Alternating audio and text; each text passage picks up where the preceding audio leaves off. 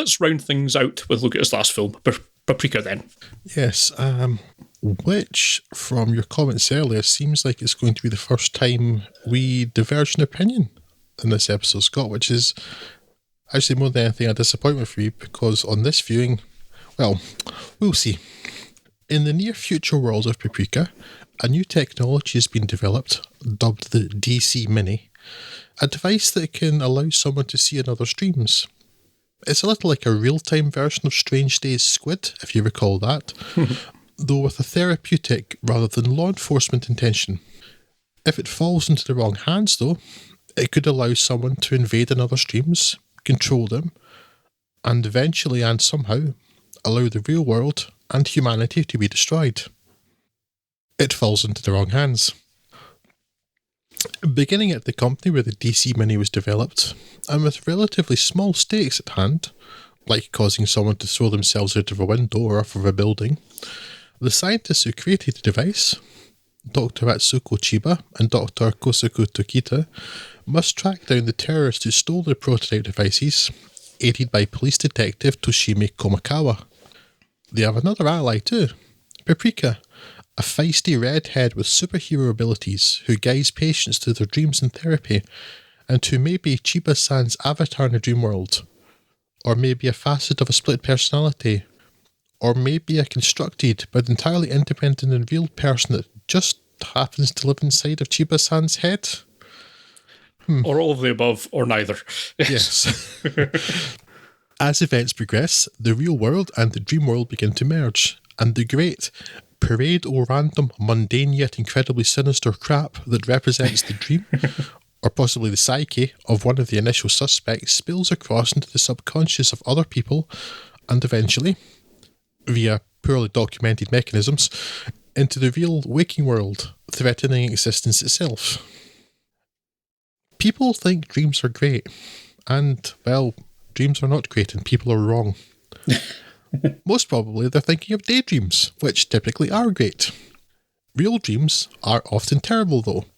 Nonsensical, creepy, disturbing, unsettling. Paprika does a good job of conveying all of that, and that's why I found watching Paprika, at least on this viewing, a miserable experience, which saddens me no end. This is not something particular to this film though. I generally, though not without exception, dislike dream sequences in films. They're not enjoyable, and this also extends to video games, where dream sequences are also not uncommon, and where they're pretty much universally terrible experiences, though often that's a mechanical problem more than one of content. I'm looking at you, Max Payne and the baby level. I can read all of the imagery, I can parse all of the illusion and metaphor, I get it, I just don't enjoy it. And since Paprika is almost all a trippy nightmare with tons of weird crap happening, I don't like it. That's something that disappoints me more than anything else because, well, it looks fantastic. Belying its budget, it's wonderfully colourful and inventive, and Susumu Murasawa's soundtrack is amazing, with the parade track in particular being one of my favourite pieces of film music ever. With all of that said though, perhaps the most curious thing about Paprika is that one of the films on which it was particularly influential, Christopher Nolan's Inception, is a film that I love. Brains are like weird, man. Sadly, and unlike the rest of Satoshi Kon's work, I simply cannot recommend Paprika. Though if you'd asked me that one the first time I watched it, I would have done. So again, brains are weird, man. Not least because, cruelly and without warning, the film opens with a clown. Those miserable, painfully unfunny, tedious, negatively entertaining nightmare things that exist solely to make the world less wondrous. Clowns are the worst, and I'm not having it. I should point out, this clown's there for, 10 seconds at best, and then repeated again about half an hour later. I think it may be the first thing in the film. It's not on. Yes. I had I was fairly sure I'd seen Paprika before.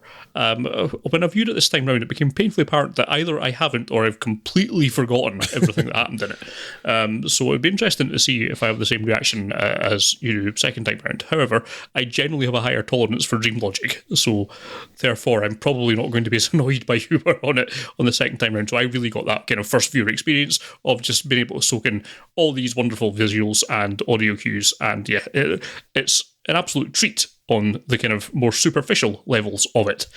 I expect also have been spared by not having to actually write down anything for this review. If I had to analyse any of it, then I'd probably be a bit less positive about my experience, because, I mean, it is, as you mentioned, nonsense, all of it.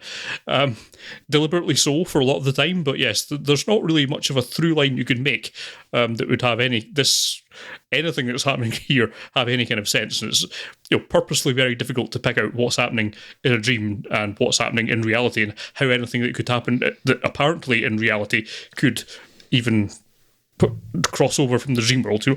A lot of it is nonsense, and you just kind of have to make your peace with it being nonsense. And if you can do that, then certainly there's a lot of more superficial joy that could be taken from it. And I still think there's a lot of nice character work in there. Paprika and the Doctor, who is the kind of split personality of one or the other. I think that kind of interplay works quite well and kind of harkens back to the Perfect Blue scenario. A lot of the supporting cast otherwise is a bit less successful. The big fat guy who's basically just depicted as being fat and childlike and kind of weird. That's kind of weird, strange. And the older professor who's like strangely tiny. Almost there's kind of some weird sort of anime outliers, and it's kind of hard to see whether those are intentionally just, again, also kind of part of the kind of dream logic of the whole thing, or we're meant to take that as being real as well. And as with almost anything to do with dreams, it's not worth thinking about because it's a dream and it's therefore nonsense. So, analysing or over-analysing those points is probably not worth doing. But certainly on what I believe, at least as my first viewing through it, I did enjoy it. I didn't like it certainly as much as his other work, but it's so stunning in terms of an audio-visual presentation that I would recommend it to anyone. I certainly would not want to revisit this anytime soon, as opposed to other films, all of which I think I would want to watch over and over again. I think Paprika is maybe one of these you kind of get everything you're going to get from it first time through, and watching it again is probably only just going to expose flaws rather than open up anything new to you. So I guess I can kind of see where you're coming from and where I might be on the same arc as you are, but thankfully I am earlier on that arc, so I can just say that I liked it a lot. And I think it would be worth watching at least once. I don't know, just this time I really think it was sort of experience. I don't like that kind of dream stuff, because it's like, here's a bunch of weird crap. I was like, yeah, that happens to inside of my head every night. I don't like it then either.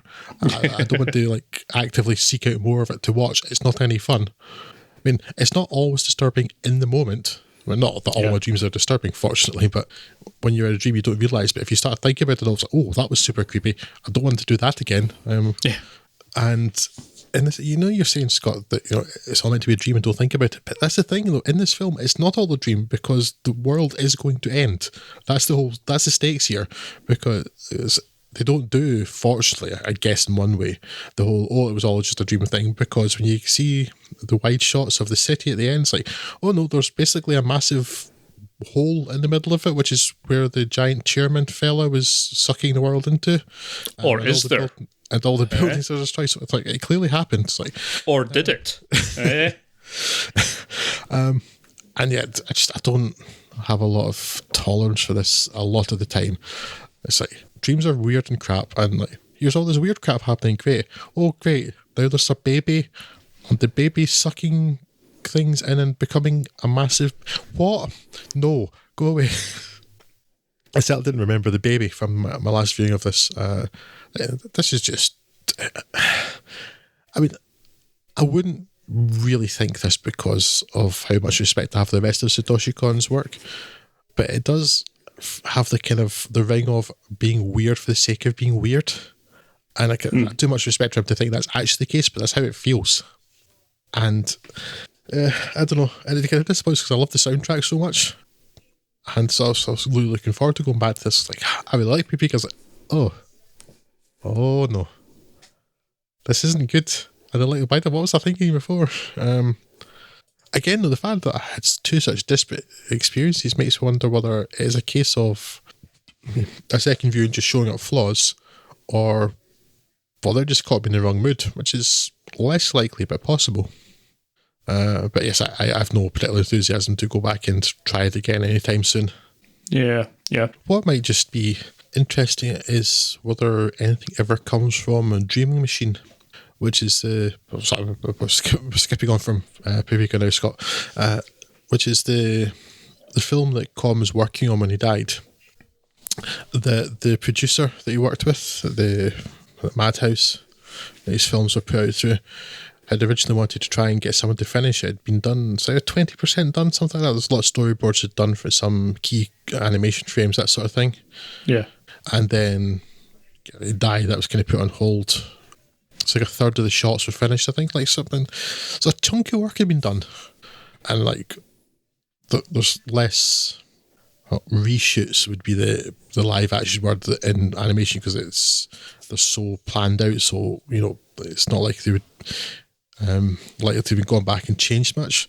But his producer Maso Murayama had toyed with getting that back, and one of the names associated with was the director of Mirai, Mamoru Hosada. I think he'd been attached at some point, but I think the general thought was like, if he finishes it, it's either some kind of weird hybrid and it should be all his, or they find some way to make all cons. And the way the producer talked about it in the end was that it's like, we'll just take Con's concept, so he can basically his story, but then let someone make it from beginning to end. But I've not heard anything about that in a while, which is a pity. I was like, because he's got such strong ideas, Con, or has such strong ideas, that it might be interesting to see how somebody else, also very talented in the field, could do with taking that and maybe just like working on it, whether it would feel like a collaboration, whether it would feel entirely other person's, or whether somebody could do something interesting with Con's really strong ideas. I don't think there's anything happening with that at the moment. That may just be a funding thing rather than a will thing, but it's kind of on the back burner at the moment. Last I heard, any kind of idea for that was dead. Would I think be interesting, I think, maybe to go back and maybe we'll take a look at is it Paranoia Agent, his the TV series he was kind of quite heavily involved in, but obviously he didn't do every episode of it, so that might be a kind of interesting way to see how. I did, when I was doing some research for this, I saw someone mention Paranoia Agent in relation to Twin Peaks. And I love Twin Peaks. It's one of my favourite things ever. So if there's any sort of correlation there at all, any resemblance, that may well be something worth checking out. Yes.